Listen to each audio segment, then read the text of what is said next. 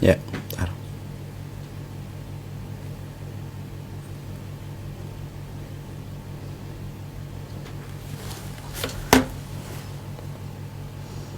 Di mana Instagram sudah?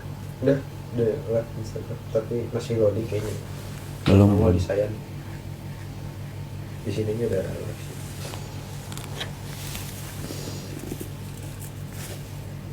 Oh, udah. Ya, bentar.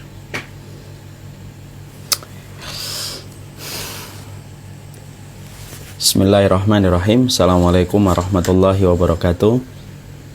Kepada seluruh para sahabat kami di sahabat Instagram, insya Allah sebentar lagi kita akan menyaksikan kajian sirah sahabat bersama dengan Masjid As-Salam di Bekasi, Jakapermai. Kita akan membahas dan meneruskan part yang ketiga tentang sahabat Utsman bin Affan radhiyallahu anhu. Pastikan antum ikut dan mengambil istifadah supaya kita bisa mengambil keberkahan dalam apa yang kita pelajari, insya Allah.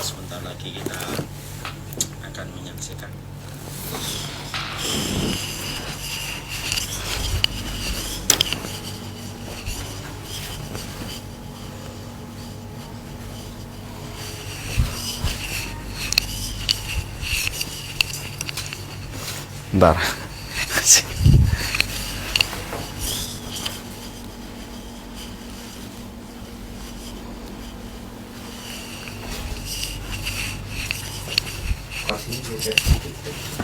Sini ya? Iya, lagi.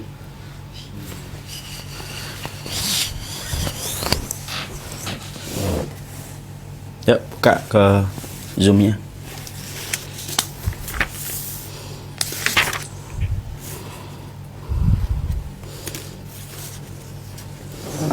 Assalamualaikum Ustaz. Waalaikumsalam warahmatullahi wabarakatuh, Pak Ivan. Sehat Pak Ivan? Alhamdulillah Ustaz. Alhamdulillah. Ustaz juga sehat. Sehat. Saya minta izin untuk nge-live di IG ya, Pak Ivan G. Semoga bertambah syiarnya kepada halayak ramai. Amin, amin.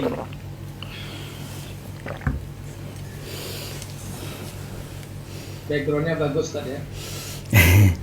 Iya, setiap 3 bulan kita ganti supaya para penuntut ilmu tidak merasa bosan. Orang yang paling patut untuk dimuliakan itu bukan pejabat tapi para penuntut ilmu. Masya Allah. Lebih ilmu ya. Insya Allah.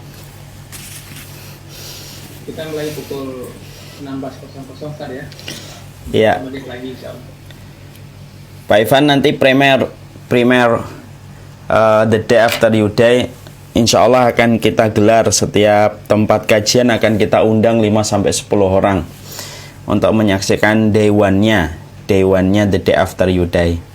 Mungkin nanti kami juga akan undang Masjid As-Salam. Silahkan kirim 5 atau berapa nanti insya Allah, supaya nanti bisa menyaksikan primer Samila series yang keempat, the day after you die, insya Allah. Yang insya Allah kita akan selenggarakan 16 kali pertemuan, tetapi yang akan kita lihatkan day yang pertama aja. Jadi supaya bisa merasakan apa yang telah kita konsepkan dan apa yang telah kita rumuskan dan telah kita sajikan untuk umat. Baik Ustaz, the day after you die itu di studio Syamila Ustaz ya? Ya, insya Allah di studio Syamila nanti. Kalau sudah selesai dewannya, sekarang lagi dibuat dewannya. Insya Allah nanti kalau sudah selesai, kemudian kita akan buat tempatnya nyaman supaya setiap majelis taklim, setiap masjid-masjid besar yang kami undang nanti bisa mengirimkan utusannya. Semoga ada sensasi yang kita rasakan bersama-sama supaya semakin banyak jamaah yang bisa nanti diajak untuk mengikuti acara The Day After You Die. Dari acara The Day After You Die yang diikuti oleh sekarang sudah hampir 5.200 Pak Ivan, 5.200 peserta yang sudah mendaftar, alhamdulillah. Dari situlah kita nanti akan terus memproduksi Syamila series berikutnya, kajian classroom, kajian kitab yang sebenarnya kita lakukan secara runut tersistematik supaya grade keilmuan umat ini semakin bertambah dan semakin berkualitas. Insya Allah. Semoga dimudahkan Allah. Bahasa Pak Irfan mungkin bagian 4. Kita mulai Ustaz ya. Ahlan, mangga silahkan. Baik. Assalamualaikum warahmatullahi wabarakatuh. Alhamdulillah hamdan katsiran thayyiban mubarakan fi kama yuhibbu rabbuna wa yarda. Asyhadu an la ilaha illallah wahdahu la syarika lah wa asyhadu anna Muhammadan abduhu wa rasuluhu la nabiyya ba'd. A'udzu billahi minasyaitonir rajim. Ya ayyuhalladzina amanu taqullaha haqqa tuqatih wa la tamutunna illa wa antum muslimun. Jamaah Masjid As-Salam yang semoga dalam Allah. Insyaallah sore ini kita akan lanjutkan bahasan kita dengan Ustaz Umar Mita LC. Adapun bahasan kita adalah ensiklopedi sahabat atau biasa kita sebut sirah sahabat. Kajian kita masih lanjutan dari sahabat Utsman bin Affan. Baik, jamaah sekalian, untuk mempersingkat waktu kami persilakan Ustaz untuk membawa kajian. Tafadhol Ustaz. Jazakallahu khair Pak Irfan. Bismillah. Assalamualaikum warahmatullahi wabarakatuh. Innal hamdalillah wassalatu wassalamu ala Rasulillah wa ala alihi wa sahbihi wa man tabi'ahum bi ihsan ila yaumil qiyamah. Kepada seluruh para pengurus Masjid As-Salam dan para santri dan para santriwati kaum muslimin dan kaum muslimat serta jamaah para penuntut ilmu dimanapun berada, baik yang datang di link YouTube-nya Masjid As-Salam ataupun yang berada pada link Zoom-nya As-Salam ataupun yang berada pada live IG-nya Umar Mita. Alhamdulillah, tentunya senantiasa kita bersyukur kepada Allah atas semua nikmat yang Allah berikan dalam kehidupan kita. Semoga hati kita tidak pernah kehilangan sensitivitas untuk selalu mengenali setiap nikmat yang Allah berikan dalam kehidupan kita.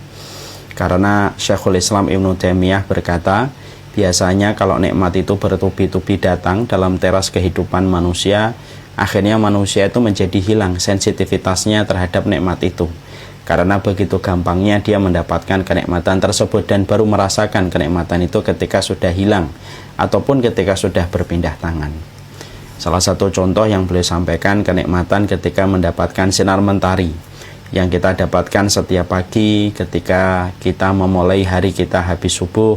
Kemudian sinar mentari itu tanpa kita berdoa, tanpa kita meminta, maka sudah menghangatkan badan kita, memberikan petunjuk, memberikan arahan dalam kehidupan kita ketika tidak gelap, dan banyak manfaat yang kita dapatkan dari sinar mentari walaupun kita tidak pernah berdoa meminta sebelum pagi datang. Saking seringnya kita mendapatkan kenikmatan itu, akhirnya kita lupa bahwasanya itu merupakan bagian dari kenikmatan karena terlalu seringnya kebaikan itu kita dapatkan pada teras kehidupan kita. Manusia itu kalau sudah terlalu banyak mendapatkan kenikmatan, justru sensitivitas dia terhadap kenikmatan itu menjadi hilang. Dan itulah yang menjadikan kita faham kenapa kita diperintahkan untuk senantiasa meminta kepada Allah di dalam doa supaya kita senantiasa ingat untuk bersyukur kepada Allah.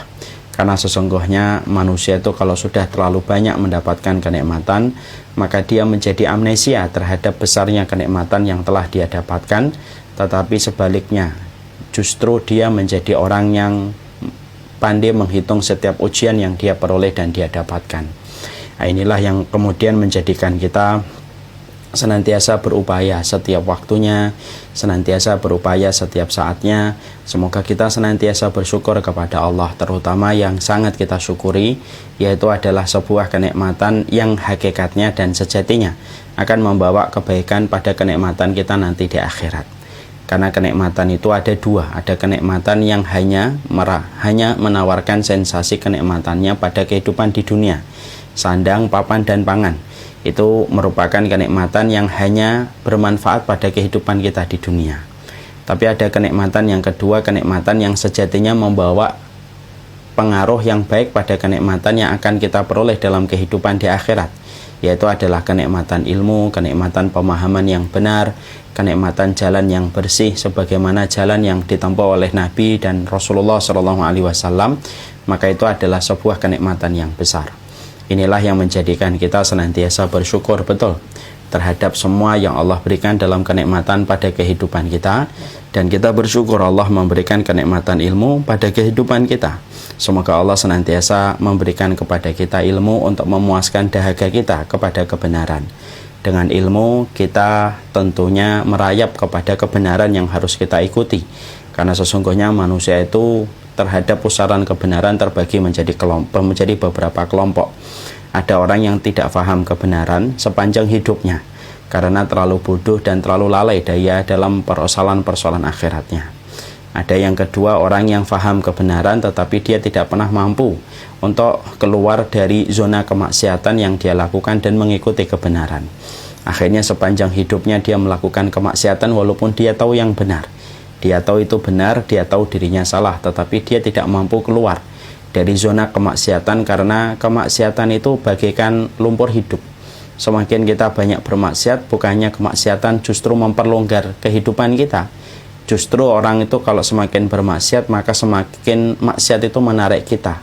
Perlahan tapi pasti menuju kepada kerusakan sebagaimana pasir hidup. Ketika ada orang yang terposok di dalamnya, secara pasti perlahan, maka pasir itu akan menarik dia ke dalam kubangan pasir atau kubangan tanah liatnya. Itulah yang kemudian menjadikan ada yang kedua. Ada yang ketiga, ada orang yang mereka itu mengenali kebenaran, mereka mengikuti kebenaran tetapi mereka tidak mampu bertahan ketika mengikuti kebenaran. Disebabkan mungkin kelelahan, keletihan, bosan, penat, kecewa. Karena memang jalan kebenaran itu merupakan jalan yang panjang. Yang lelah akan lelah, yang letih akan letih, yang kecewa akan kecewa, yang berbalik arah untuk putar haluan pun akan banyak. Dan itu ada kelompok yang ketiga. Dan yang keempat adalah mereka yang paham kebenaran, mengikuti kebenaran, dan mereka diwafatkan di atas kebenaran. Dan itu tidak akan mungkin kita dapatkan sampai betul-betul kita mendapatkan ilmu dari apa yang dikatakan Allah dan apa yang dikatakan Rasulullah, dan apapun yang ditetapkan oleh para sahabat ketika mereka telah mengikuti dengan jujur dan mengikuti dengan setia kehidupan Rasulullah SAW. Nah, inilah yang menjadikan kita betul-betul bersyukur kalau kita diberikan oleh Allah perangkat ilmu, inilah yang menjadikan kita dihantarkan kepada kebenaran. Semoga kita tidak melepaskan kebenaran ini dalam kehidupan kita. Semoga setiap ilmu yang kita kaji, setiap ilmu yang kita dengarkan walaupun secara online, semakin menguatkan azam dan tekad kita di atas kebenaran. Sesungguhnya kita tidak diperintahkan untuk sampai di ujung kebenaran, tetapi kita diperintahkan supaya kita mati di atas kebenaran, dan semoga kita termasuk yang dipantaskan untuk wafat di atas kebenaran. Kepada Allah kita bersyukur dan kepada Allah kita menggantungkan segala urusan kehidupan kita. Amin insyaallah. Kita pada kesempatan hari ini akan meneruskan bagaimana kajian kitab kita, yaitu membahas tentang ensiklopedi para sahabat Nabi Shallallahu Alaihi Wasallam yang ditulis oleh Syekh Mahmud Misri, hafidhahullahu taala. Kita akan membahas bagaimana kehidupan para sahabat dalam kehidupan iman kita kepada Allah. Karena termasuk yang wajib kita pelajari bukan hanya tauhid, yang wajib kita pelajari bukan hanya persoalan akidah yang menjadi pokok dalam keimanan. Yang wajib kita pelajari bukan hanya tafsir dan bukan hanya tazkiyatun nafas, tapi sesungguhnya kita pun diwajibkan untuk mempelajari tentang sirah kehidupan para sahabat Nabi Shallallahu Alaihi Wasallam. Mungkin ada di antara kita yang belum ingat ataupun belum tahu kenapa sih materi sirah kehidupan para sahabat ini penting untuk dikaji oleh setiap para penuntut ilmu dan harus dikaji oleh setiap kaum muslimin. Dimanapun dia berada dalam ranah ketika dia mempelajari ilmu, maka dia harus mempelajari sirah kehidupan para sahabat. Sesungguhnya banyak alasan yang harus dimengerti kenapa kita harus mempelajari kisah kehidupan para sahabat Nabi dalam kehidupan kita, karena sesungguhnya pasti di dalamnya ada faedah yang besar, sampai para ulama mengkategorikan mempelajari sirah kehidupan para sahabat ini merupakan materi yang cukup penting, di mana setiap muslim tidak boleh skip terhadap materi ini pada kehidupan iman mereka dan pada kehidupan komitmen dia ketika menjaga ketakwaan. Maka setidaknya tentunya ada banyak alasan yang menjadikan kita membahas sirah para sahabat. Yang pertama, karena sesungguhnya mempelajari sirah para sahabat ini merupakan bagian dari kesempurnaan iman kita kepada Rasulullah SAW. Karena salah satu syarat ketika kita bersyahadat kepada Rasulullah, mencintai Rasulullah, maka kita diperintahkan untuk mencintai siapapun yang dicintai oleh Rasulullah SAW. Dan di antara mereka yang dicintai oleh Rasulullah SAW itu adalah para sahabat Nabi. dan kita diwajibkan untuk mencintai mereka. Salah satunya Rasulullah SAW mengatakan hubbul ansar alamatul iman. Mencintai orang Ansar itu termasuk tanda keimanan. Allah juga jelaskan di dalam surat At-Taubah ayat yang ke-100. Wasabiqunal awwaluna minal muhajirin wal ansar walladzina taba'uhum bi ihsan radhiyallahu anhum wa radu anhum. Allah menyampaikan orang-orang yang pertama kali masuk Islam dari kalangan muhajirin dan ansar, dan orang-orang yang mengikuti mereka dengan cara yang benar. Merekalah orang yang diridhai oleh Allah dan mereka ridho menjadikan Allah menjadi Rabb dalam kehidupan mereka. Disitulah kita faham iman kita ini tidak akan sempurna sampai kita mencintai para sahabat Nabi yang mereka telah menjadi orang-orang yang dicintai oleh Rasulullah SAW. Makanya kalau ada seseorang penuntut ilmu, dia telah berpindah ke banyak tempat taklim, tapi ternyata perbendaharaan dia tentang sahabat itu adalah sedikit, maka sesungguhnya ini merupakan bagian dari kekurangan dia dalam pengembaraan dia ketika mencari ilmu. Karena salah satu di antara kesempurnaan pengembaraan kita kepada ilmu adalah bagaimana kita harus mengerti kehidupan para sahabat. Jumlahnya para sahabat itu menurut satu riwayat, sebagian para ulama mengatakan ada 114.000 para sahabat, dan kita minimal sepertiganya, seperempatnya kita telah mengenal dari kehidupan para sahabat Nabi, karena itu merupakan bagian dari indikator keimanan kita kepada Rasulullah SAW. Kemudian yang kedua tentunya yang menjadi alasan kenapa kita harus mengkaji sirahnya para sahabat yang kedua, karena sesungguhnya kehidupan para sahabat Nabi itu menjadi petunjuk dalam kehidupan kita. Karena setiap problematika, setiap persimpangan-persimpangan hidup mereka, apapun yang mereka jumpai di dalam kehidupan, maka sesungguhnya kita pun akan menjumpai perkara itu dalam kehidupan. Dan ketika kita mempelajari kehidupan biografinya para sahabat Rasulullah SAW, kita akhirnya tahu bagaimana menemukan jawaban dalam setiap persoalan-persoalan yang ada pada kehidupan kita. Ketika kita mempelajari kehidupan para sahabat, karena apa yang ditemui para sahabat sebagai manusia, maka itu pun problematikanya sama dengan kita. Makanya jangan sampai kita menjadi orang yang mendapatkan masalah tetapi tidak mendapatkan PR, tidak mendapatkan kunci jawaban dari masalah itu, hanya karena kita tidak pernah mengetahui bagaimana kehidupan para sahabat. Makanya Masya Allah ya, salah satu part yang sangat terkenal di tengah pandemi ini adalah ketika kita ada wabah pandemi ini, maka banyak sekali kita menukil kisah bagaimana pernah terjadi wabah pandemi pada zaman Umar bin Khattab radhiyallahu anhu.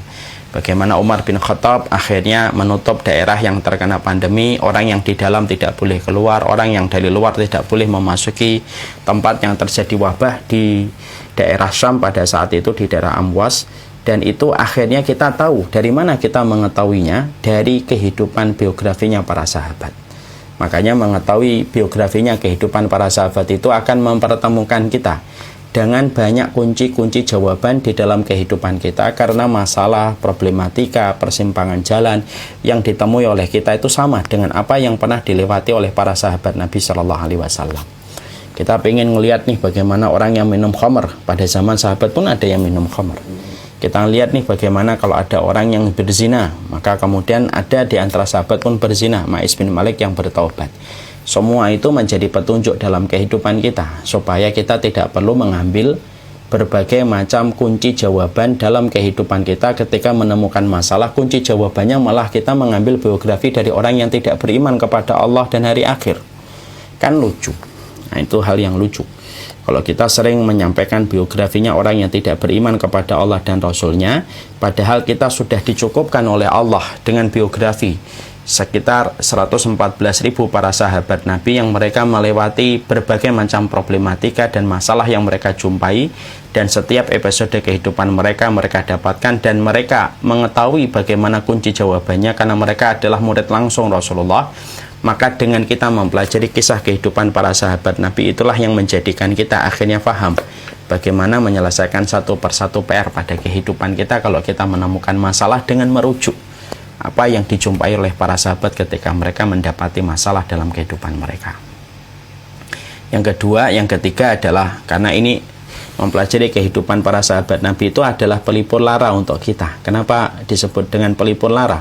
Karena sesungguhnya banyak sekali ujian yang kita dapatkan kalau kita tarik pada apa yang pernah terjadi kepada para sahabat itu ternyata sangatlah ringan dengan berbagai macam ujian yang pernah dilewati para sahabat, sehingga akhirnya menghibur lara kita, kemudian memberikan angin segar di tengah kepenatan yang kita rasakan ketika kita mengikuti Rasulullah SAW.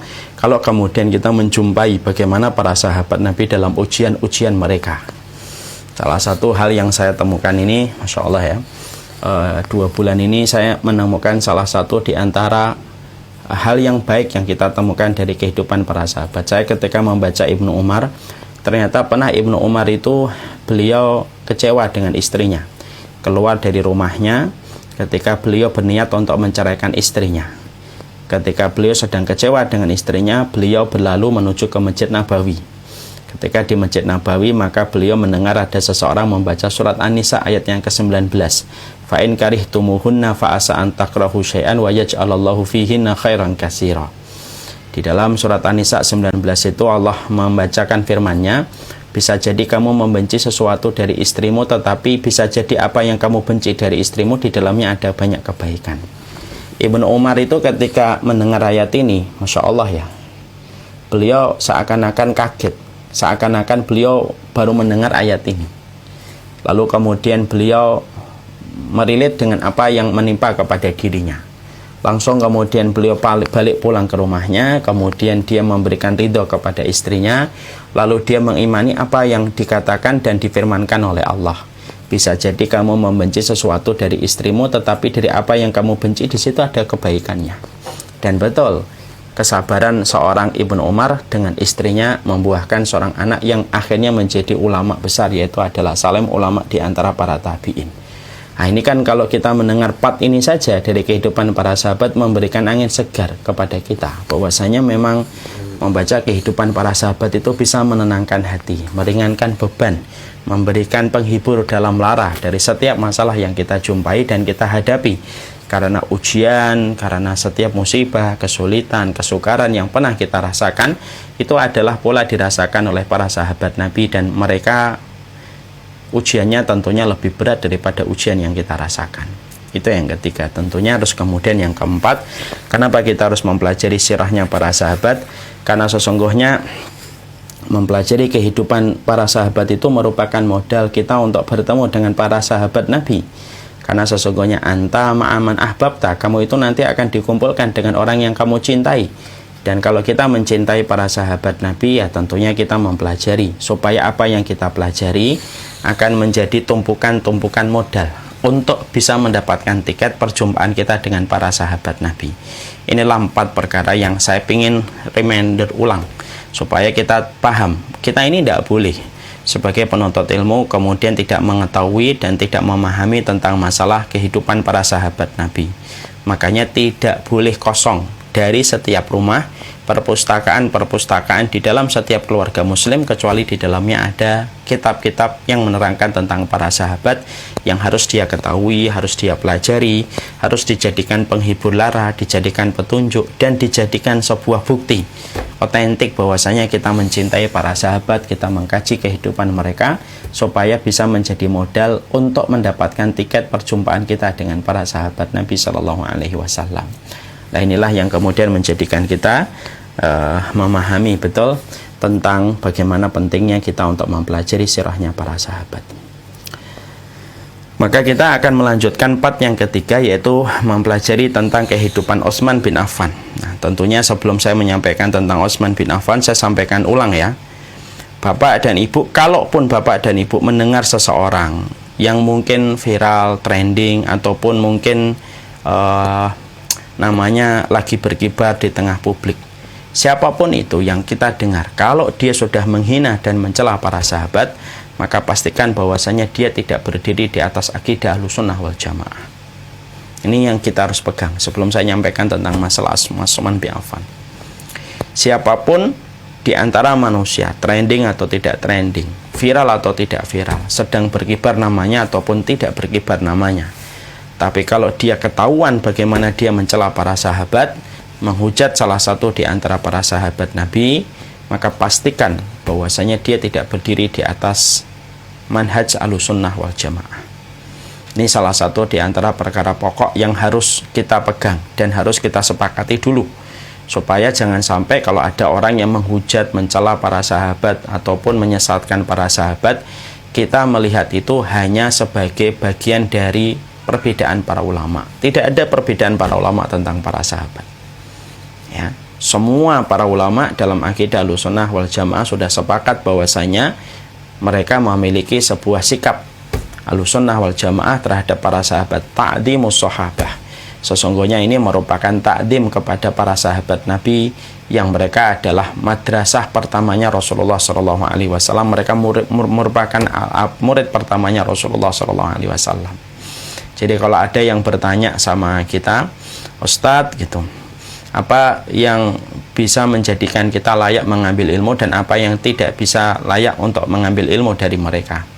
Kalau kita menemukan ada orang, mereka sudah mereka sudah mencela para sahabat Nabi, siapapun dia, berarti dia telah keluar dari akidah Ahlussunnah wal Jamaah dan berada kepada sebuah kesesatan.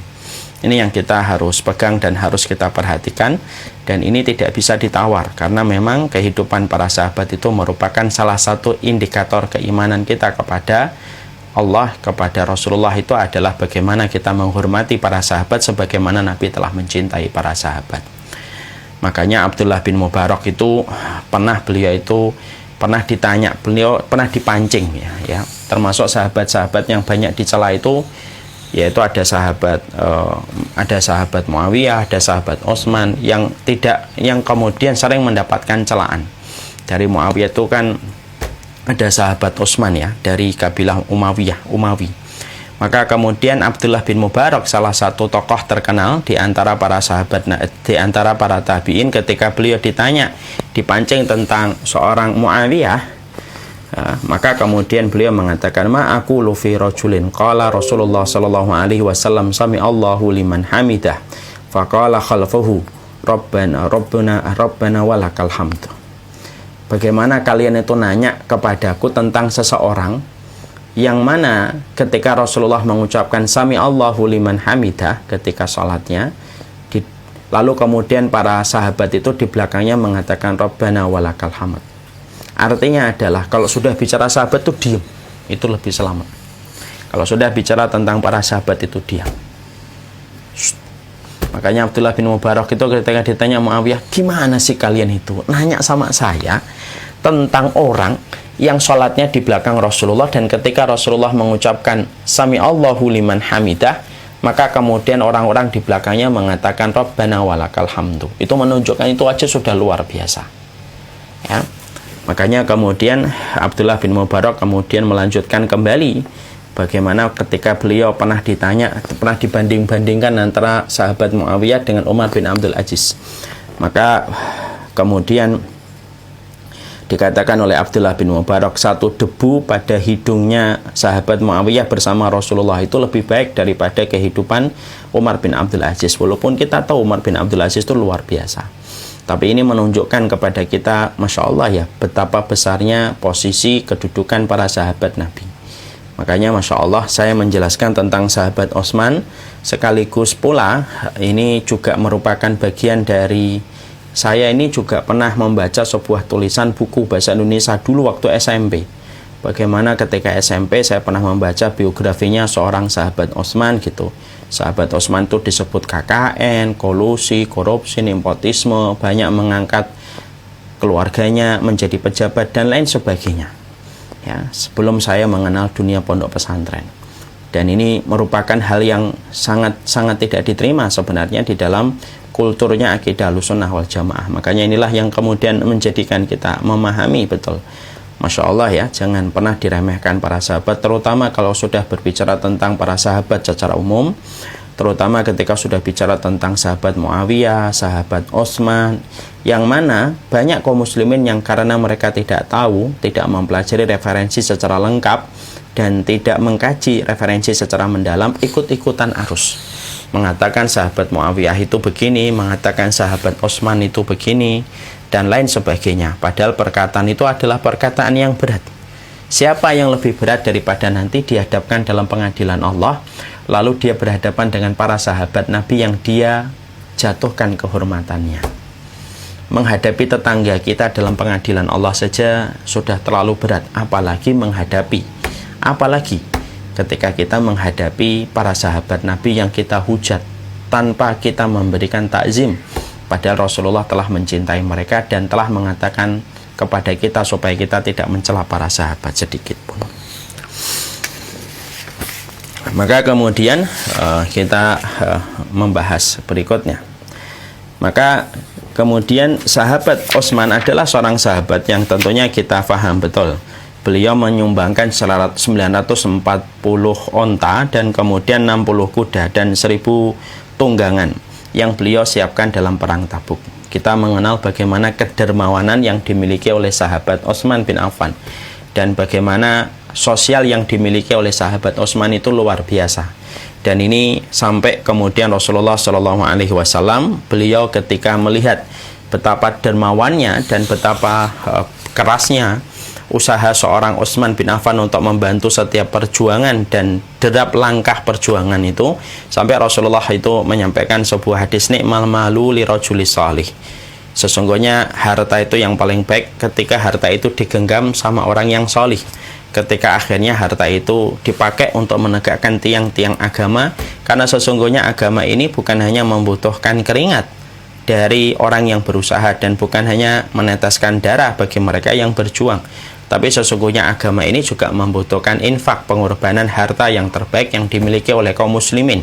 Ketika mereka diberikan kelapangan harta, lalu mereka menggunakan harta itu di jalan Allah. Makanya salah satu di antara role model kehidupan orang yang terbaik di dalam masalah kedermawanan yang dia berikan kepada perjuangan Islam, yaitu adalah sahabat Utsman. Kita bisa membayangkan 940 onta dalam perang Tabuk saja, belum lagi dalam event dan episode sirah yang lainnya. Dalam perang Tabuk saja beliau menyumbangkan 940 onta, 60 kuda dan 1000 tunggangan yang beliau berikan itu di perang Tabuk. Sampai Nabi saja mengatakan ni'mal malu li rajulis salih. Sesungguhnya harta yang terbaik itu adalah harta yang dimiliki sama orang yang salih. Nah, ini sudah menunjukkan betapa besarnya kedermawanan dan kemuliaan yang dimiliki oleh sahabat Utsman pada zaman Rasulullah, dan Rasulullah pun tidak pernah sungkan untuk memuji bagaimana sikap yang dilakukan oleh sahabat Utsman yang terus berderma dan memberikan infak yang terbaik di dalam agama Allah. Makanya kepada orang semacam inilah kita ini harus iri. Makanya di dalam Islam itu ada sebuah kaidah penting, yaitu menanam iri melejitkan potensi diri.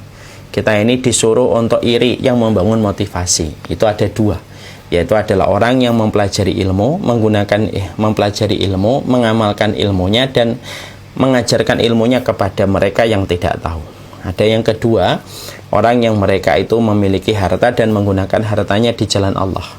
Orang-orang semacam ini harus dijadikan role model, dan salah satu di antara role model para pebisnis hari ini, kalau ada di antara antum ada yang sedang menjadi pebisnis, role model antum adalah sahabat Utsman, yang mana tijarahnya, dagangannya, bisnisnya tidak melalaikan beliau dari berzikir kepada Allah.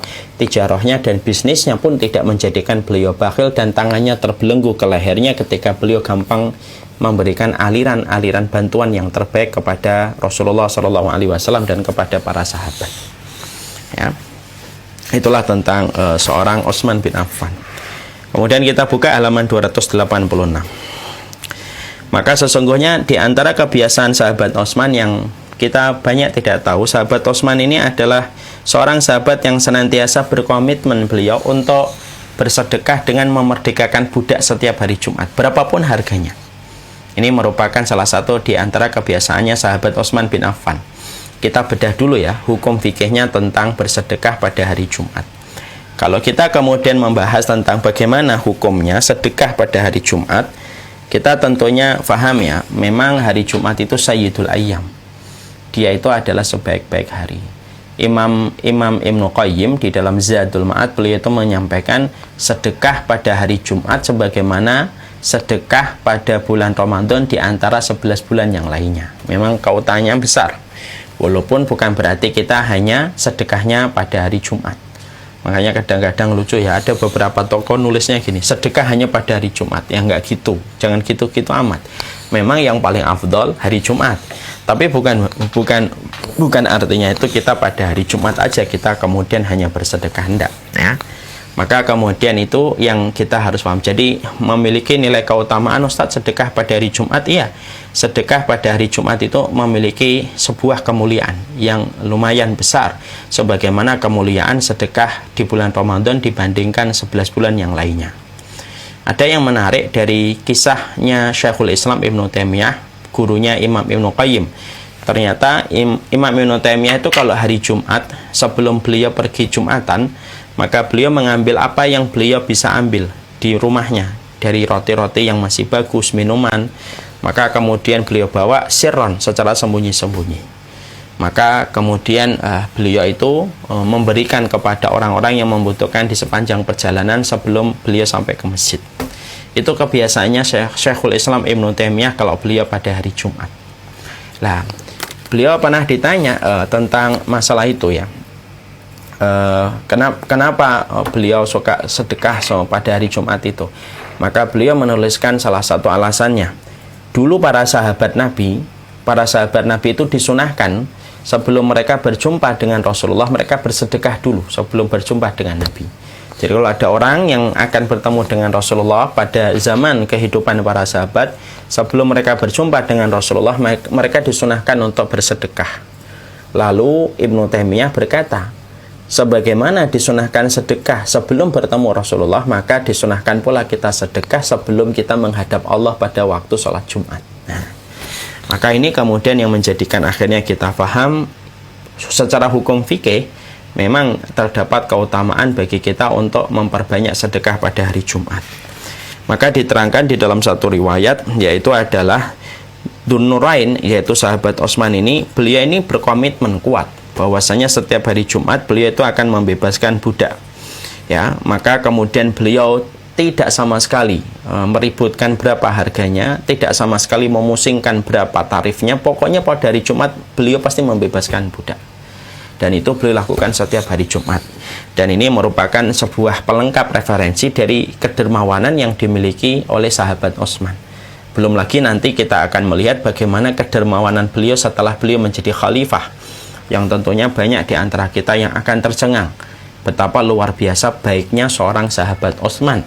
Walaupun Masya Allah ya, walaupun pada saat itu ada beberapa gelintir orang yang mereka termakan dengan hasad sampai akhirnya mereka membenci sahabat Utsman. Padahal sahabat Utsman tidak memiliki sebuah cacat yang besar dalam kehidupan beliau, kecuali memiliki keutamaan, dan itu diberikan testimoninya oleh Rasulullah sendiri. Itulah kadang-kadang bahwasanya kita dalam hidup diperjumpakan dengan orang yang senantiasa mungkin berprasangka yang buruk kepada kita. Mungkin kita akan dipertemukan dengan mereka yang melihat kita buruk dan jelek gitu. Dan itu kalaupun ada di antara kita yang nanti mendapatkan episode yang semacam itu, maka yakini sebelum engkau dicela, sebelum engkau dihujat atas apa yang tidak kamu lakukan, sahabat Utsman pun sudah mendapatkan itu. Ya, walaupun sahabat Utsman mendapatkan pujian dari Rasulullah SAW, kebaikannya adalah kebaikan yang luar biasa yang dimiliki oleh sahabat Utsman bin Affan yang luar biasa, itu pun tidak menjadikan sahabat Utsman, tidak sama sekali menjadikan sahabat Utsman itu lepas dari mata yang hasad yang melihat kepada beliau dan benci kepada apa yang menjadi sepak terjangnya. Ya, makanya kalau kemudian ada kita misalkan, saya dibenci ya Ustaz, tidak usah antum akhi. Sahabat Utsman, yang mana Rasulullah saja mencintai sahabat Utsman, ketika beliau menjadi khalifah, ada beberapa gelintir orang yang termakan hasad, akhirnya membenci sahabat Utsman, dan kemudian mereka membunuh sahabat Utsman. Itu setingkat sahabat Utsman yang kita sama-sama tahu bagaimana perjuangan beliau, pengorbanan beliau, dan bagaimana kedudukan beliau di hati Rasulullah. Mungkin nggak Rasulullah itu akan mencintai seseorang yang salah? Tidak mungkin Rasulullah itu. Karena masalah cinta itu kan masalah besar. Masalah cinta itu masalah besar. Kalau ada orang yang dicintai Nabi itu kok salah, pasti Allah sudah menjaga Rasulnya dari sesuatu yang salah yang berakibat fatal. Itulah Allah. Itu Allah. Jadi kalau Nabi sampai mencintai sahabat Utsman, berarti sudah persetujuannya Allah itu. Ini kita harus paham dulu di sini. Karena kalau memang sahabat Utsman itu tidak layak dicintai oleh Rasulullah, pasti Allah sudah memperingatkan dan sudah mengalihkan serta membolak-balikkan hatinya Rasulullah untuk tidak mencintai Utsman. dan tidak memberikan 2 putrinya kepada sahabat Utsman. Karena laki-laki yang berhasil menikahi 2 putrinya Rasul, 2 putrinya Nabi adalah sahabat Utsman. Ini teguran keras kepada yang masih menulis kejelekan tentang sahabat Utsman. Mari kita ambil sebuah kias, ambil sebuah analogi sederhana. Ini yang sudah pernah saya sampaikan. Bapak dan Ibu, pernah ingat gak saya dulu sering sekali menyampaikan bahwasanya Rasulullah ketika di waktu muda, maka kemudian beliau itu sudah dijaga oleh Allah. Maka beliau pada satu waktu sedang menggembala kambing. Ketika beliau sedang menggembala kambing, beliau mendengar suara derap hingar-bingar yang datang dari arah kota Mekah. Padahal pada saat itu beliau sedang menggembala kambing. Kemudian Rasulullah mengatakan dan bertanya kepada temannya, ini suara apa ini? Ini suara, ini Muhammad, ini suara apa ini? Suara musik. Karena ada orang-orang Quraisy yang menikahkan anak mereka. Arisha fulan bi fulana. Aris itu pernikahan orang Quraisy dengan anak-anak mereka. Rasulullah SAW yang saat itu beliau tidak pernah tahu bagaimana orang-orang Quraisy ketika mereka itu menikahkan anak mereka, maka beliau berdiri. Lalu beliau ingin melihat apa sih yang dilakukan pestanya orang-orang Quraisy itu ketika menikahkan anak-anak mereka. Rasulullah masih muda, masih belia, belum menjadi Rasul. Ketika Rasulullah ingin melangkahkan kakinya menuju ke kota Mekah untuk melihat langsung apa yang dilakukan dalam pesta orang musyrik di dalam pesta pernikahan anak-anak mereka, maka Allah faja'alallahu nu'as fi 'ainaihi. Allah menjadikan Rasulullah itu mengantuk. Akhirnya dia tidak sanggup melanjutkan perjalanan. Beliau tersender kepada sebuah pohon dan beliau tidur dengan pulas. Beliau bangun kapan? Ketika suara musik itu sudah selesai. Itu Rasulullah, Masya Allah ya. Ditidurkan oleh Allah dari suara musik yang datang dari arah kota Mekah. Kemudian beberapa hari kemudian Rasulullah SAW kemudian beliau kembali mendengar suara itu. Kembali Rasulullah itu ditidurkan oleh Allah. Dan Rasulullah itu baru sadar ketika beliau menjadi Nabi, oh ternyata saya 2 kali tertidur pada saat menggembala kambing. Dulu yang menidurkan adalah Allah. Dan itu baru diketahui oleh Rasulullah ketika beliau menjadi seorang Nabi dan Rasul. Apa korelasinya Ustadz dengan yang tadi? Oh, korelasinya kuat. Korelasinya begini. Kalaulah hanya suara musik Rasulullah ditidurkan oleh Allah sebagai bentuk penjagaan Allah kepada wali-walinya, kepada para nabinya dan kepada para rasulnya, mungkin nggak Rasulullah mencintai sahabat Utsman, lalu sahabat Utsman itu tidak layak dicintai, dan akhirnya kemudian memang nggak layak dicintai, dibenci, kemudian dibiarkan oleh Allah seorang nabinya mencintai orang yang salah. Tidak mungkin. Itu. Ini teguran siapapun yang masih membenci sahabat Utsman. Siapapun kemudian yang kemudian mendapati tentang apa yang baru saya sampaikan ini, coba dijawab. Yang masih mengatakan Utsman KKN, yang mengatakan begitu. Karena tidak sedikit sejarah di Indonesia menuliskan tentang sahabat Utsman itu dengan hal yang semacam itu. Mungkin nggak bagi Allah membiarkan nabinya meletakkan hatinya untuk membuka hati kepada seseorang yang tidak layak dicintai oleh Rasulullah. Karena yang dicintai Rasulullah itu dicintai Allah. Kan begitu. Karena yang dicintai Rasulullah itu kan pasti dicintai oleh Allah. Tidak mungkin. Berarti ini sudah merupakan sebuah bukti valid yang tidak bisa dibantah berarti. Jadi kalau masih ada orang mengatakan Utsman itu ketika jadi khalifah begini, khalifah begini, mungkin nggak Rasulullah SAW itu salah memilih orang untuk menjadi menantunya? Tidak mungkin Rasulullah salah. Jadi jangan kayak gitu. Ya. Maka itu kemudian yang kita harus paham. Jadi kembalilah kita di sini, sesungguhnya inilah yang kemudian menjadikan kita memahami keutamaan sahabat Utsman, melengkapi sisi kedermawanan yang dimiliki oleh sahabat Utsman. Bahwasanya sisi kedermawanan yang dimiliki sahabat Utsman itu luar biasa. Sudah tidak terhitung berapa gelontor dinar perak yang kemudian beliau gelontorkan untuk perjuangan agama Allah, untuk menunjukkan betapa besarnya pengorbanan yang dimiliki sahabat Utsman, untuk menunjukkan kedudukan. Itulah yang menjadikan hati Rasulullah jatuh cinta kepada sahabat Utsman, dan siapapun yang dicintai oleh Rasulullah itu dicintai oleh Allah. Ya. Kemudian yang berikutnya pula di situ kita juga pernah mendapati untuk menjadi tambahan legitimasi kita bahwasanya sahabat Utsman itu sahabat yang agung, tidak ada aib pada dirinya, tidak ada kesalahan pada dirinya kecuali kesalahan-kesalahan yang tertutupi dengan berbagai macam kelebihan yang telah mereka miliki di dalam kehidupan. Ya, walaupun kemudian kita mungkin paham bahwasanya mungkin mereka ada kesalahan. Para sahabat itu secara personal mereka tetap bukan maksum. Jadi para sahabat secara mujmal, secara global, para sahabat itu berdiri di atas manhaj yang hak karena mereka ngikutin Rasul secara global. Secara personal para sahabat itu tetap manusia biasa, tidak maksum sebagaimana Rasulullah. Ada sahabat yang minum khamr, ada sahabat yang berzina, ada sahabat yang bertengkar, ada sahabat yang berselisih pendapat, ada. Para sahabat ada yang berselisih pendapat, Ustaz? Ada berselisih pendapat. Tapi itu tidak boleh menjadi legitimasi alasan bagi kita untuk membenarkan orang, untuk membenarkan sikap kita membenci di antara dua orang yang berselisih itu. Karena apa? Kalau kita sebagai seorang muslim ditanya tentang kehidupan para sahabat, bagaimana perselisihan yang terjadi di antara mereka, nah, yang kita baca adalah salah satu ayat di dalam surat Al-Baqarah, tilka ummatun qad khalat laha ma kasabat wa lakum ma kasabtum. Mereka umat yang telah lalu, bagi mereka apa yang telah mereka usahakan dan bagi kita apa yang kita usahakan, dan kita tidak akan pernah mampu menandingi mereka. Perselisihan-perselisihan yang terjadi di antara mereka itu tidak sebanding dengan seluruh pengorbanan yang telah mereka berikan kepada agama Allah ketika mereka telah mengibarkan agama Allah di atas muka bumi sampai akhirnya kita hari ini mencium bau wanginya akidah, tauhid dan ibadah kita kepada Allah. Itu ya salah satunya karena tetesan keringat, darah dan harta yang diberikan oleh para sahabat Nabi. Nah, itu yang kita harus paham, ya. Makanya Ustaz, para sahabat Nabi ada yang berselisih. Iya, kayak sahabat Muawiyah dengan sahabat Utsman, sahabat Muawiyah dengan sahabat Ali. Tapi itulah namanya ujian dalam kehidupan manusia. Makanya tuh saya tuh ketika pas membahas Syamilah series yang keempat itu, The Day After You Day, saya itu membaca salah satu hal yang membuat saya tergetar, ya. Nanti manusia itu dalam perjalanan panjang dia ketika di hari akhirat,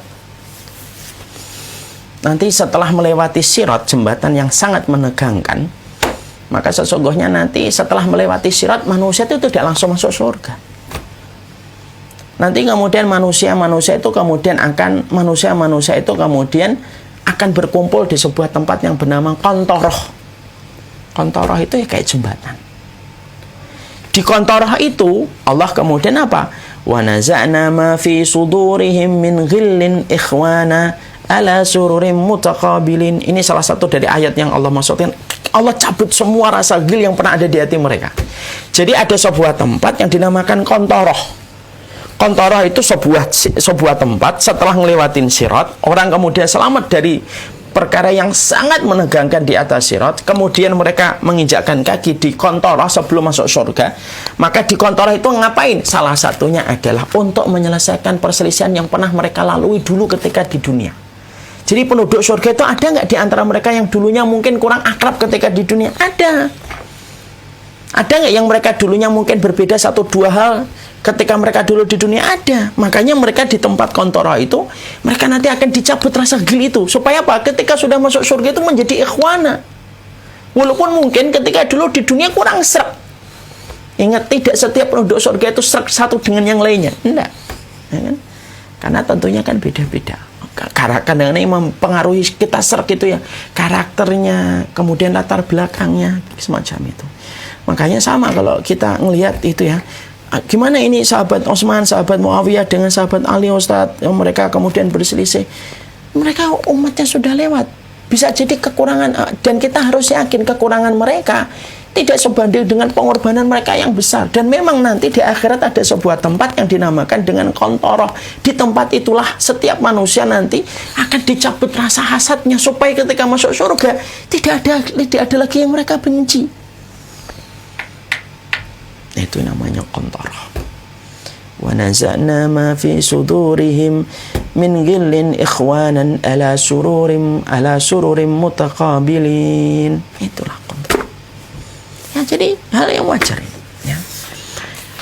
Maka kemudian setelah kebiasaannya seorang sahabat Utsman senantiasa beliau itu membebaskan budak pada hari Jumat, maka sesungguhnya kabar gembira sesungguhnya di antara tambahan yang menjadikan kita sangat memahami tentang sahabat Utsman, yaitu adalah bagaimana ketika sahabat Utsman bersama dengan Abu Bakar, kemudian Abu Bakar, Umar, Utsman, Ali, Tolha, dan Zubair, maka ketika pada saat itu tiba-tiba pemukaan Hira itu berguncang, maka pada saat itulah Rasulullah SAW kemudian berkata, tenanglah wahai Hira, sesungguhnya di atasmu ini ada Nabi, ada Siddiq, dan para syuhada.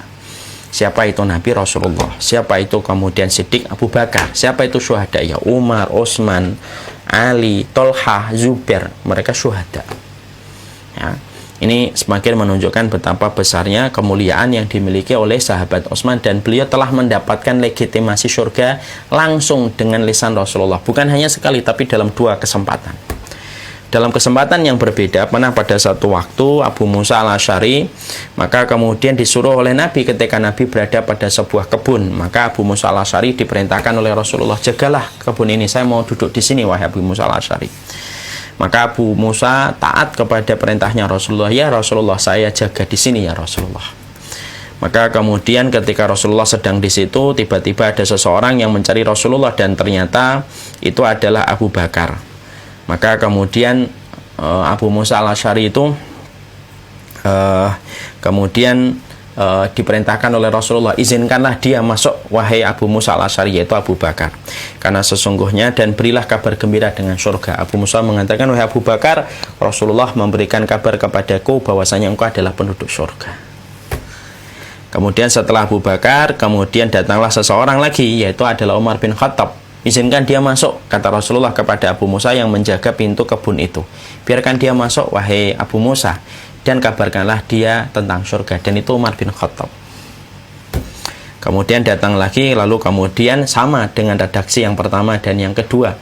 Izinkanlah dia masuk wahai Abu Musa al-Asy'ari, dan kabarkanlah dia bahwasanya dia adalah penduduk surga, dan itu adalah Utsman bin Affan. Coba, apalagi yang bisa kita lakukan? Masih mencela sahabat Utsman gitu. Sampai kapan sih kita itu menyimpan kebencian kepada sahabat hanya gara-gara kita termakan dengan isu yang salah, hoax, dan perkara yang syubhat, yang sampai menjadikan seseorang itu sampai akhirnya membenci sahabat Utsman gitu. Karena itu adalah salah satu fatal di dalam urusan keimanan kita.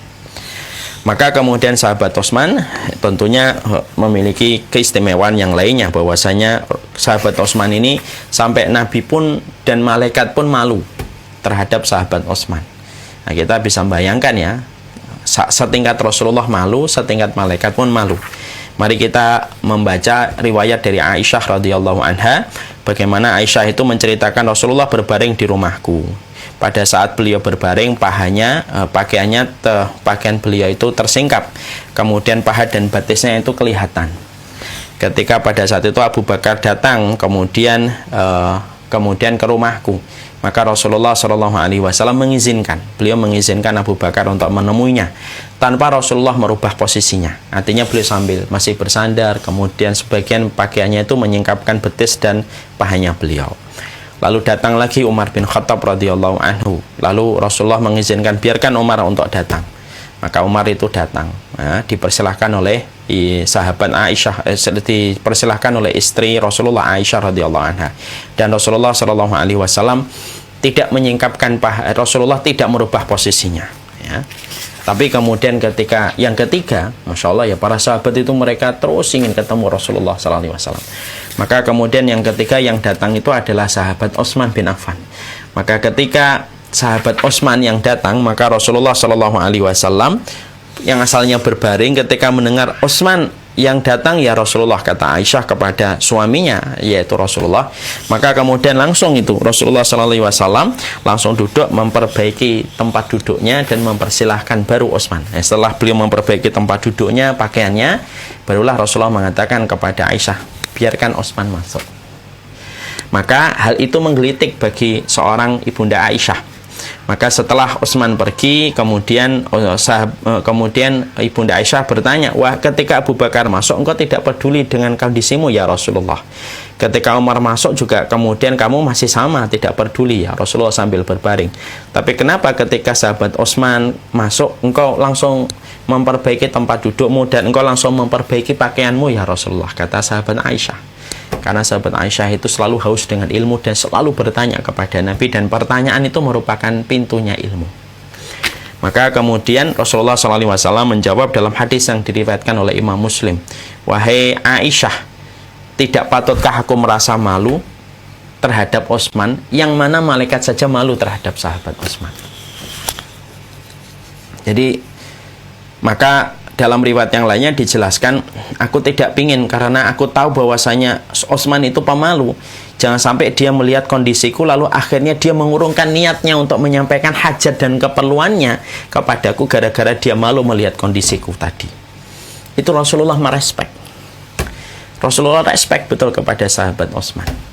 Makanya tidak main-main sampai beliau memilihkan dua putrinya menjadi istrinya sahabat Utsman bin Affan. Makanya tentunya kita paham ya, rasa malu itu kan rasa malu itu merupakan hal yang mulia di dalam Islam ya. Orang yang malu sama Allah itu kan dia mengagungkan Allah. Orang kalau malu sama Allah itu gimana ya? Orang itu kalau malu itu kan di satu sisi dia mengagungkan Allah, di satu sisi dia tahu kekurangannya. Nah, itu malu. Terciptalah rasa malu. Sama malunya sahabat Utsman kepada Rasulullah SAW, dan memang sifat basicnya seorang sahabat Utsman itu memang pemalu. Sahabat Utsman itu memang sifatnya pemalu. Malunya sahabat Utsman itu disyarah, diberikan penjelasan oleh para ulama. Karena respeknya beliau, takzimnya beliau yang besar kepada Rasulullah, di satu sisi beliau juga menyadari kekurangannya gitu, di hadapan Rasulullah. Makanya beliau memiliki rasa malu yang besar kepada Rasulullah dan kepada orang. Makanya sampai para malaikat pun kemudian malu kepada sahabat Utsman ya. Makanya sampai kemudian ada salah satu riwayat, kalau kita baca di halaman 289, saking malunya sahabat Utsman itu tidak pernah memegang kemaluannya dengan tangan kanan semenjak dia berbaiat dengan Rasulullah SAW dengan tangan kanannya ya. Jadi saking tingginya kemuliaan malu yang dimiliki oleh sahabat Utsman, semenjak tangannya pernah membaiat Rasulullah, maka tangan kanannya tidak pernah beliau gunakan untuk memegang kemaluan ya, karena menunjukkan betapa besarnya rasa yang dimiliki oleh sahabat Utsman terhadap Rasulullah SAW. Inilah salah satu hal. Nah, tentunya kita paham ya, malu itu malu ini ada dua, ada yang sifatnya mauhibah, ada yang sifatnya muktasab ya. Ada malu yang sifatnya mauhibah, sifatnya itu pemberian. Artinya dari semenjak kecil dia sudah memiliki rasa malu yang besar. Ada yang kayak gitu ya, ada orang yang kita lihat dari kecilnya sudah malu. Sebenarnya malu itu sifat basic kebaikan ya. Terutama kalau seorang perempuan, anak kita perempuan malu, maka biarkan itu, jangan sampai kemudian kita itu justru mencabut rasa malu yang ada pada dirinya. Karena sifat basic keimanan seorang wanita itu terletak pada sifat rasa malu yang dia miliki. Kemudian malu pada diri laki-laki tentunya tetap diperlukan pada porsinya ya. Tentunya ada tempat yang kita tidak boleh malu. Contohnya ketika kita mengkaji ilmu agama, itu tidak boleh rasa malu itu. Tapi malu itu kalau kita malu sama Allah, melakukan dosa dan melakukan kemaksiatan. Lah, para ulama itu menyampaikan rasa malu itu dua. Ada yang memang dari semenjak kecil, bakat alam, dari oroknya itu memang sudah memiliki sifat pemalu. Ada yang memiliki sifat malu itu karena dilatih, karena dia mengetahui keutamaan yang ada pada sifat malu, maka dia melatih dirinya untuk malu. Sembari dia itu memikirkan kondisi dirinya yang penuh dengan kekurangan, yang penuh dengan kelemahan, kebodohan, maka menjadikan orang itu malu. Makanya kalau orang itu pandai menakar dirinya dan pandai untuk mengerti tentang kekurangan dirinya, maka dia merasa malu. Ya, ndak bicara kecuali dibutuhkan, nggak kemudian nyerobot setiap ini pengen ngomong. Ya, setiap kita itu harus mempersilahkan untuk kemudian memiliki rasa malu. Sungkan itu rasa yang mulia. Sungkan itu rasa mulia, jangan hilang itu. Ya, makanya kemudian ini yang menjadikan akhirnya itu dimiliki oleh sahabat Utsman, dan itulah yang menjadikan sampai para malaikat pun malu terhadap sahabat Utsman. Ya, maka Masya Allah ya, para sahabat ini mereka memiliki kedudukan yang beda-beda, Masya Allah ya. Kita mendapati ada seorang sahabat yang wajahnya sering dipakai oleh para malaikat. Nah, namanya adalah Mus'ab bin Umair. Wajahnya Mus'ab itu sering dipakai oleh para sahabat, dipakai oleh para malaikat ketika malaikat menyerupakan dirinya dengan manusia. Ternyata para malaikat pun malu. Kepada siapa mereka malu? Kepada sahabat Utsman. Bukan hanya karena sifat malunya, tetapi sesungguhnya sahabat Utsman ini adalah seorang sahabat yang paling lengket dengan mushaf Al-Quran. Beliau itu betul-betul adalah seorang sahabat yang menyatu dengan Al-Quran. Makanya kemudian diceritakan oleh Abdurrahman bin Utsman At-Taimi, dikatakan bahwasanya aku pernah melihat sahabat Utsman, kemudian aku perhatikan ketika beliau sholat di belakang makom Ibrahim. Lalu aku kemudian mendapati dia sholat itu berdiri lama sekali, dan dia membaca semua ayat Al-Quran di dalam satu rakaat. Ya, artinya beliau menghatamkan Quran dalam satu malam dengan satu rakaat. Ketika sudah selesai paginya ketemu dengan sahabat Utsman, maka aku bertanya, wahai Amirul Mukminin, engkau itu sholatnya cuma satu rakaat? Iya. Sholat apa itu? Yaitu adalah sholat witir.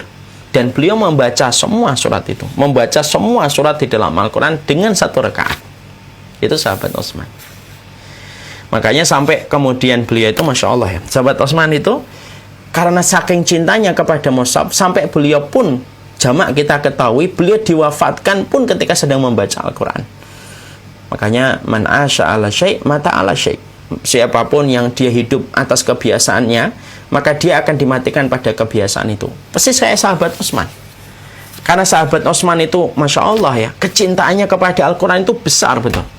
Makanya salah satu quote monumental, quote yang luar biasa yang pernah diucapkan oleh sahabat Utsman itu apa?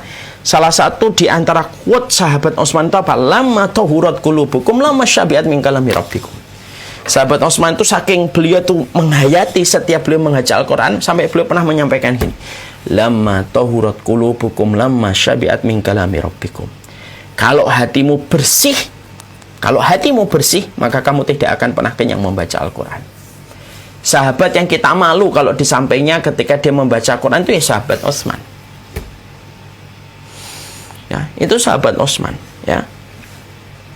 Makanya kemudian pernah dalam satu riwayat, dalam Al-Hafidz Imam Ibnu Katsir itu menyampaikan, Utsman itu pernah sholat membaca semua ayat ketika beliau sedang berada satu rakaat di Hajar Aswad pada musim haji. Ini kebiasaannya beliau. Kalau musim haji, maka beliau membaca itu sholatnya itu semalam itu membaca satu Quran dalam satu malam. Kemudian Ibnu Umar pernah beliau ditanya tentang surat Az-Zumar, surat ke-39 ayat yang ke-9, aman huwa qanitun ana al-lail sajida wa qa'iman yahdarul akhirah wa yarju rahmata rabbih kul hal yastawil ladina ya'lamuna wal ladina la ya'lamun innama yatadzakkaru ulul albab. Apakah orang musyrik itu lebih beruntung ataukah orang yang beribadah malam dengan sujud dan berdiri karena takutnya dia kepada adab akhirat dan mengharapkan rahmatnya Allah? Ibnu Umar ketika beliau ditanya tentang orang yang sholat sepanjang malam karena takutnya dia kepada Allah, maka kemudian Ibnu Umar itu lalu berkata, aku tidak tahu tentang ayat ini kecuali yang aku tahu bahwasanya yang diceritakan di dalam surat Az-Zumar ayat yang ke-9 itu adalah seorang Utsman bin Affan. Ya, jadi seorang Utsman bin Affan. Jadi turunnya surat Az-Zumar itu ayat yang ke-9 itu bercerita tentang aman huwa qanitun ana al-laili sajidan wa qa'iman yahdarul akhirah wa yarju rahmat rabbih. Siapa orang yang dimaksudkan? Orang yang berdiri sepanjang malam karena takutnya kepada akhirat dan mengharapkan rahmatnya Allah. Dan dia berdiri sepanjang malam ketika dia sholat, membaca, menghabiskan Al-Quran. Ibnu Umar berkata, itu adalah sahabat Utsman. Ya, itu sahabat Utsman, Masya Allah. Nah, ini menunjukkan dari sisi kedermawanan, maka beliau dermawan. Makanya bisa jadi sahabat Utsman itu mungkin dipanggil pintu sedekah, dipanggil pintu Quran. Karena kedermawanan dan bagaimana lengketnya beliau dengan Quran, sampai ketika beliau mati pun diwafatkannya beliau, dimatikannya beliau ketika beliau di atas sedang membaca Al-Quran. Itu sahabat Utsman. Itu sahabat Utsman. Makanya ketika pada waktu sahabat Utsman itu akan dibunuh, dan ketika dibunuh istrinya itu memberikan statement, apakah kalian telah membunuh orang yang telah berdiri di sisa hidupnya dengan rakaat lalu menghabiskan Quran dalam satu semalam? Itu yang disampaikan istrinya ketika mendapati suaminya Utsman bin Affan terbunuh. Apakah kalian itu telah membunuh orang yang telah sering bagaimana menghabiskan malamnya dengan membaca Al-Quran sampai utuh dari dari rakaat pertama, dari ayat yang pertama sampai ayat yang terakhir? Dan itu kemudian menunjukkan betapa luar biasanya sahabat Utsman ini. Makanya kemudian itulah yang menjadikan akhirnya kita memahami betul bagaimana beliau itu adalah orang yang betul-betul takut kepada urusan akhirat. Makanya kan untuk menambahi part ini kan sahabat Utsman itu terkenal sekali. Setiap beliau ke kuburan itu selalu nangis. Ya. Jadi setiap beliau ke kuburan itu selalu nangis. Lalu kemudian ada orang yang berkata kepada sahabat Utsman,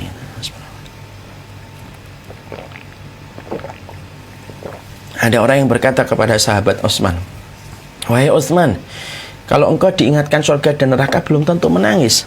Tapi ketika engkau selalu ada di kuburan, engkau selalu menangis, wahai Utsman. Lalu lihat bagaimana seorang sahabat Utsman itu sama urusan barzah saja ketakutan. Beliau kemudian berkata kepada yang memberikan statement itu kepada sahabat Utsman. Beliau mengatakan begini. Qala Rasulullah, fa innal qabra manzilatun min manazilil akhirah. Faman naja minhu fama ba'dahu aisar. Fa illam yanju minhu fama ba'dahu asyad. Kamu tahu nggak perkataan Rasulullah? Kuburan itu terminal pertama di antara banyak terminal yang akan dilewati manusia ketika meninggal dunia. Siapapun yang selamat pada terminal pertama, maka urusan setelah itu akan menjadi lebih mudah. Tapi siapapun yang tidak selamat pada terminal pertama, maka urusannya setelah itu menjadi lebih sulit. Itulah yang menjadikan sahabat Utsman berurai air mata setiap beliau sampai di kuburan. Itulah sahabat Utsman, pemalu, baik. Bahkan kalau kemudian saya menyampaikan di sini tuh, Masya Allah bagaimana beliau itu sering memperhatikan urusan rakyatnya. Beliau sering memberi apa yang kemudian beliau miliki, sampai pada saat itu para ahli tarikh itu berkata tidak ada kemakmuran kecuali salah satunya pada zaman Utsman bin Affan. Orang itu tentram. Tapi itulah bahayanya hasad. Ada di antara segelintir orang yang hasad kepada sahabat Utsman karena kebaikannya, karena sifat malunya, karena kemudian kebeningan hatinya. Lalu kemudian mereka terbakar dengan hasad yang akhirnya menjadikan sahabat Utsman menjadi target pembunuhan. Nah, inilah yang menjadikan kita memahami betul bahwasanya pada beliau ini luar biasa, sampai kemudian kita mendapati ketika pada zaman Khalifah Abu Bakar pernah mendapatkan paceklik. Kondisi begitu sulit sampai kemudian Abu Bakar itu berkata bahwasanya insya Allah moga-moga besok sore kita mendapatkan jalan keluar. Ini yang kita juga harus pahami adalah bukan berarti nanti kalau kita sudah menjalankan syariat Islam hidup itu nanti gampang terus, enggak. Kadang-kadang Allah berikan ujian. Pada zaman Abu Bakar itu pun Masya Allah, pada zaman Abu Bakar radhiyallahu anhu pun pernah mendapatkan masa-masa paceklik. Lalu sampai pada saat itu orang-orang begitu kesulitan. Lalu Abu Bakar itu berkata, semoga besok kita akan mendapatkan jalan keluar dari Allah. Ternyata besok kafilah dagangnya yang miliknya Utsman itu datang dari Syam. Ya. Tentunya setiap kebiasaan ketika kafilah dagang itu baru datang dari luar kota, para kafilah-kafilah dagang itu mengerubuni untuk kemudian mengambil dagangan-dagangan untuk dijual kembali. Maka kemudian mereka menawar kepada sahabat Utsman, wahai Utsman, gimana daganganmu ini? Setiap 10 kami hargai 12. Lalu Utsman berkata, ada yang menawar lebih tinggi. Kemudian bagaimana setiap 10 barang daganganmu kami bayar kemudian menjadi 15. Lalu kemudian sahabat Utsman berkata, ada yang menawar lebih tinggi. Sampai para kafilah dagang ini tidak lagi berani menawar lebih dari 15. Mereka berkata, siapa yang menawar lebih tinggi daripada kami? Kemudian sahabat Utsman mengatakan, yang menawarnya adalah Allah, bahwasanya itu akan dilipat gandakan oleh Allah Subhanahu wa taala 10 kali lipat lebih besar daripada apa yang kalian tawarkan kepadaku. Ya kan? Kalau mereka kan 10 jadi 12. Ya kan? 10 jadi 15. Kalau Allah 10 jadi 20. Siapa yang lebih tinggi daripada tawarannya Allah? Para kafilah dagang terdiam. Dan Utsman. Barang dagangannya baru sampai ke kota Madinah. Yang mana kalau setiap pebisnis baru mendapatkan dagangannya yang sudah berhari-hari dinantikan datang, itu kan pasti yang tergambarkan profit dan keuntungan. Sahabat Utsman, lihat bagaimana orang yang bersih dari dunia. Beliau lalu mengatakan, aku infakkan semua barang-barangku ini yang baru datang ini untuk membantu rakyat yang sedang mengalami kesulitan ketika paceklik pada zaman Abu Bakar. Tanpa beliau memperdagangkan satupun barang yang beliau datangkan dari kota Syam, padahal niat pertamanya adalah untuk berbisnis. Ini menunjukkan kepada kita, Masya Allah ya, ini yang kemudian menjadikan kita memahami itulah seorang sahabat bin Utsman. Bagaimana beliau di dalam pemerintahannya, insya Allah nanti kita akan bahas kembali. Kita sampai di halaman 292. Semoga Allah memberikan kepada kita keberkahan. Semoga kita senantiasa mampu mencintai sahabat Abu Bakar, Umar, Utsman, Ali, dan seluruh para sahabat ajmain. Walaupun amal kita tidak sama dengan mereka, semoga kecintaan kita menjadi sebab terindah yang memperjumpakan kita dengan mereka. Wassallallahu ala nabiyina Muhammad walhamdulillahirabbil alamin. Kita sampai halaman 292 bersama dengan Masjid As-Salam Jaka Permai. Saya serahkan kembali ke Pak Ivan. Baik, syukran jazakallah khairan Ustaz. Kita bisa sesi tanya jawab Ustaz. Silahkan Bapak. Baik Ustaz, ada beberapa yang masuk Ustaz, kami coba bacakan. Namun di luar tema nggak apa-apa Ustaz ya. Yang di tema aja Pak Faisal, Pak Ivan. Saya tuh baru membaca gini Pak Ivan. Salah satu bentuk takzimnya kita kepada ilmu adalah tidak bertanya kecuali sesuai pada tema ilmu yang baru kita dengarkan. Itu takzimnya kita kepada ilmu yang baru kita pelajari. Baik Ustaz, saya coba bacakan yang terkait dengan tema Ustaz. Ada yang masuk. Assalamualaikum Ustaz. Pelajaran apa yang diambil dari sahabat-sahabat Nabi yang sudah dijamin masuk surga, tetapi atas izin Allah Subhanahu wa Ta'ala mereka meninggal di dunia? Yang pertama yang kita dapati, sebagaimana perkataan Fudail bin Iyad, kita ini tidak akan pernah mampu menandingi keutamaan para sahabat kalau hanya bermodal dengan sholat, puasa, dan zakat. Tapi sesungguhnya kita mampu untuk mendekati keutamaan para sahabat itu adalah ketika kita membersihkan hati kita dan mensucikan jiwa kita. Ini yang kita harus paham. Bagaimana kemudian kita mendapati bahwasanya sebagian dari mereka terbunuh? Itulah ujian. Penduduk surga itu ujiannya banyak Pak, dan mereka terus mendapatkan ujian sampai di akhir kehidupan mereka pun masih mendapatkan ujian, supaya mereka layak menjadi orang yang maksimal kenikmatannya di akhirat. Karena besarnya kesulitan, kesukaran yang mereka jumpai sepanjang hidupnya, sampai matinya pun, itu pun merupakan bagian dari fitnah yang mereka dapatkan. Makanya Masya Allah ya, kalaulah surga itu didapatkan dengan berbagai macam pengorbanan, disinilah kita akhirnya paham ya. Disinilah kemudian kita akhirnya paham bahwasanya surga itu di dalamnya adalah orang-orang yang waktu di dunia mereka betul-betul mendapatkan kesabaran tingkat tinggi dalam setiap episode kehidupan mereka. Wallahu a'lam bishawab. Baik Ustaz, syukran. Berikutnya Ustaz, Ya. Melihat keistimewaan sahabat Utsman bin Affan ini luar biasa Ustaz, sampai Rasulullah malu kepada Utsman dan kedermawanan beliau. Namun bagaimana kita menyikapi apabila ada teman atau saudara yang bertanya tentang makamnya Utsman Ustaz? Tentang apa? Kita lihat yang ada di sekarang, makamnya Utsman bin Affan. Iya. Kita lihat sekarang di sebelah Rasulullah itu Abu Bakar dan Umar. Nah, jadi bagaimana menyikapi ini? Kenapa Utsman tidak dimakamkan di sebelah Rasulullah? Iya. Syukran, Ustaz. Sebenarnya ini materi yang akan kita bahas waktu nanti membahas tentang wafatnya sahabat Utsman. Sabar ya insya Allah. Tapi saya sampaikan sedikit. Semua yang mencintai Rasulullah itu bercita-cita untuk dikuburkan dekat dengan Rasulullah SAW. Tapi kan tentunya Rasulullah SAW sudah membuat kuburan Baqi menjadi kuburan para sahabat Nabi Shallallahu Alaihi Wasallam?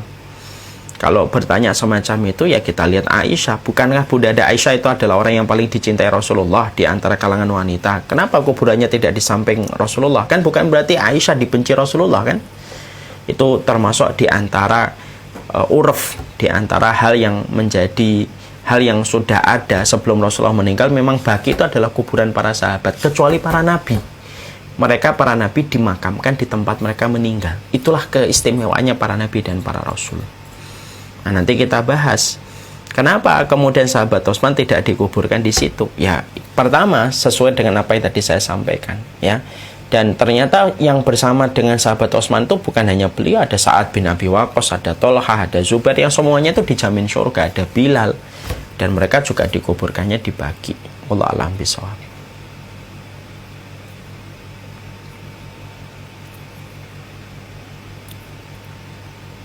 Baik Ustaz, berikutnya Ustaz, Anda coba bacakan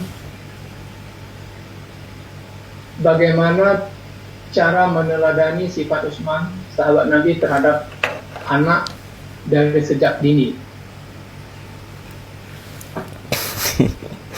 dan bagaimana cara meneladaninya kepada anak yang sudah remaja. Apa? Ya, tentunya kita selaku orang tua, maka kemudian kita yang menghadirkan Utsman itu hidup di antara anak-anak kita. Salah satu part yang menarik dari sahabat Utsman itu adalah kecintaan beliau kepada mushaf, membaca. Berarti kita menjadi orang tua yang senantiasa dekat dengan mushaf. Maka anak-anak kita akan meneladani kehidupan sahabat Utsman yang dekat dengan mushaf. Dikaji aja Pak sahabat Utsman apa kemuliaannya, kita berikan contoh konkret kepada anak-anak kita. Bagaimana kita bersedekah hari Jumat, kita ngajak anak kita pergi hari Jumat, kita memberikan kepada beliau, anak-anak kita itu untuk bersedekah langsung dengan tangannya. Itu yang kita harus lakukan supaya mereka tahu, kenapa kok hari Jumat Bi kita sedekah. Ya sahabat Utsman kok sedekah hari Jumat, sebelum nanti menghadap Allah pada waktu sholat Jumat kita bersedekah dulu. Nah, ini part-part yang bisa kita lakukan. Wallahu a'lam bishawab. Baik Ustaz, sepertinya tidak ada lagi yang masuk yang Alhamdulillah terkait dengan sirah sahabat, kecuali satu orang kita kasih kesempatan via Zoom kalau mau interaksi Ustaz ya. Kalau ada yang ingin berinteraksi satu orang boleh. Kalau ada silahkan, kalau nggak ada jangan diada-adakan. Baik. Jamaah yang berada di Zoom, kami beri kesempatan mungkin satu orang saja sebelum kita akhiri kajian kita bisa berinteraksi langsung dengan Ustaz atau bertanya langsung dengan Ustaz. Tafadhol bagi yang ingin bertanya.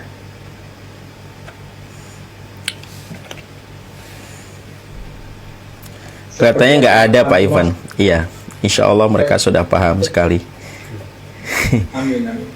Saya minta izin menampilkan teaser 1 menit ya Pak Ivan nggih. Baik Ustaz, tafadhol.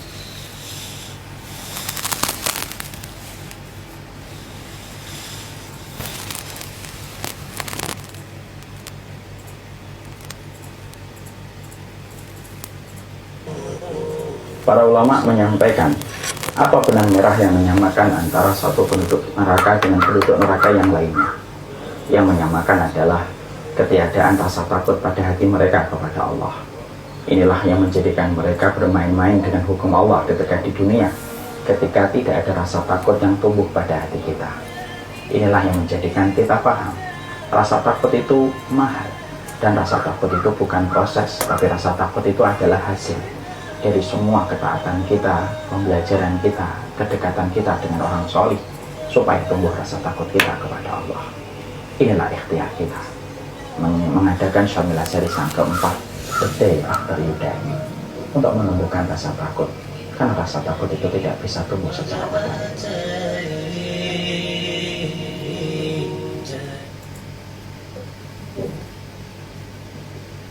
Baik Ustaz. Jazakallah khair semuanya. Insya Allah bagi yang belum mendaftar Syamilah Series yang keempat, ayo kita bareng-bareng bersama dengan sensasi kita untuk mempelajari ilmunya Allah. The Day After You Die, semoga tumbuh rasa takut kita. Dan insya Allah kita akan selenggarakan 16 kali pertemuan di bulan Desember. Jazakumullah khair kepada seluruh para pengurus masjid assalam atas semua khidmahnya di dalam dakwah.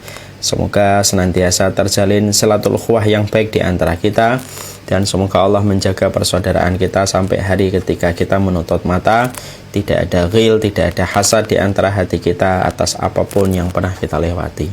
Wassallallahu ala nabiyina Muhammad walhamdulillahi rabbil alamin. Salam semuanya. Subhanakallahumma wa bihamdika asyhadu an la ilaha illa anta astaghfiruka wa atubu ilaik. Mengapa Pak Ivan dan semuanya? Ustaz, jazakallah khair. Jazakallah khair. Assalamualaikum kepada seluruh para pemirsa di IGTV. Alhamdulillah kita sudah selesai pembahasan sirah ensiklopedi sahabat Rasulullah Sallallahu Alaihi Wasallam. Ya, insya Allah kita akan teruskan kajian kita insya Allah 1 bulan lagi tentang sahabat Rasulullah Sallallahu Alaihi Wasallam. Insya Allah nanti malam kita akan ada kajian Tazkiyatun Nafas jam 8 sampai jam setengah 10 bersama dengan Masjid Al-Irsyad. Nanti saya akan coba bertanya apakah boleh disiarkan secara live ataukah tidak. Kalau tidak ya silahkan bergabung saja nanti insya Allah. Kalau memang tidak bisa disiarkan live, nanti silahkan bergabung di link Zoom yang nanti saya akan share di IG Story. Semoga nanti malam kita masih bisa ketemu, kita masih bisa menutup keberkahan hari kita dengan kita mengadakan kajian. Wassalamualaikum warahmatullahi wabarakatuh. Muhammad, senang sekali berjumpa dengan antum semuanya di setiap taman-taman ilmu. Doakan kami dan keluarga kami serta tim kami selalu dalam keberkahan dan keikhlasan hati, supaya tidak ada yang kami niatkan kecuali semata-mata karena Allah. Assalamualaikum warahmatullahi wabarakatuh.